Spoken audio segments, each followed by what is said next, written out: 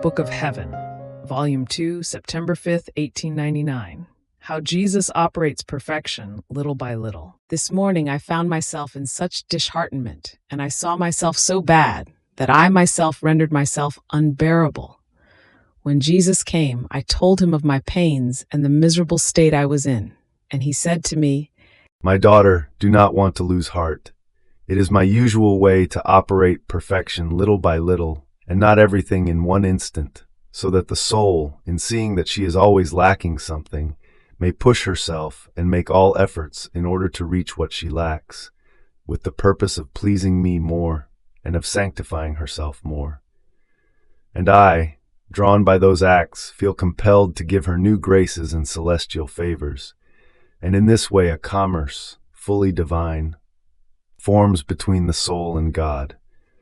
Otherwise, if the soul possessed within herself the fullness of perfection, and therefore of all virtues, she would not find ways by which to strive to please me more, and so the tinder with which to start the fire between creature and creator would be missing." May the Lord be always blessed.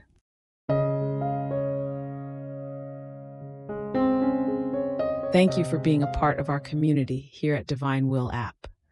If you enjoy listening to Jesus' lessons on how to live in the divine will, please give this video a thumbs up.